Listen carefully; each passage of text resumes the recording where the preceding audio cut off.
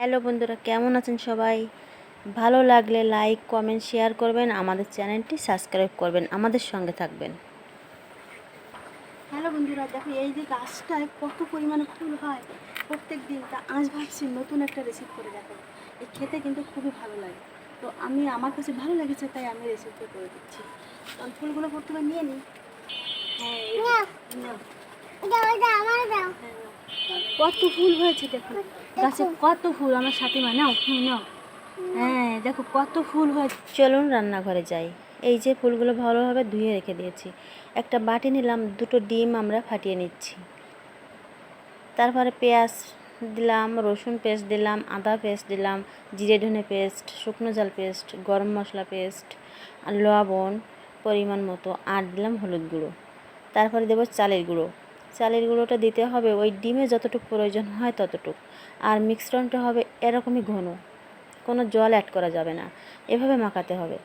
চুলোয় কড়াই দিলাম, তারপরে তেল দিলাম। তেলটা গরম হয়ে যাওয়ার পরে ওই মিশ্রণটি ফুলি ভালোভাবে মাখে এভাবে তেলে দিতে হবে। এপিট ওপিট করে ভালোভাবে ভেজে নিতে হবে। এই যে আমাদের ভাজা হয়ে গেছে। আর এটা দেখছেন, এটা কিন্তু পাতা দিয়ে বানানো, ওই মিষ্টি কুমড়োর ফুলের।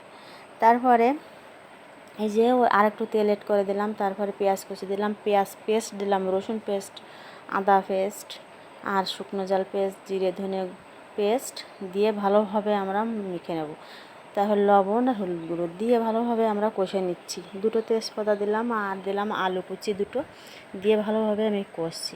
এবার তেল বেরোনোর পরে আমরা এই যে ওই মিক্সচারটা মেখেছিলাম ওই বাটিতে, ওই বাটি ধুয়ে জল দিয়ে দিলাম। তারপর ঢেকে দিচ্ছি। কিছুক্ষণ পরে আলু সিদ্ধ হয়ে গেছে। এই যে আলুটা সিদ্ধ হয়ে গেছে, এখন আমরা গরম মশলা দেব। গরম মশলা দিলাম হাফ চা চামচ। দেওয়ার পরে আমরা একটু নেড়ে ছেড়ে ওই যে ফুলগুলো এভাবে আমরা দিয়ে দিচ্ছি উপর থেকে। তারপরে হাফ চা চামচ চিনি উপর থেকে দিয়ে দিতে হবে। তারপরে 1 মিনিট ঢেকে রাখতে হবে। 1 মিনিট ঢেকে রাখতে হবে। ঢেকে রাখার পরে এই যে হয়ে গেল। বা তাড়াতাড়ি স্নান করে আমরা চলে আসলাম আমি খেতে। এখন খাওয়ার পালা, খেয়ে দেখি আসলে কেমন হয়েছে। এটা অবশ্যই খুবই সুস্বাদু, খুবই ভালো লাগে খেতে। এই যে মশলা আর আলু একটু ফুল নিয়ে খেয়ে দেখলাম, খুবই টেস্টি হয়েছে। এটা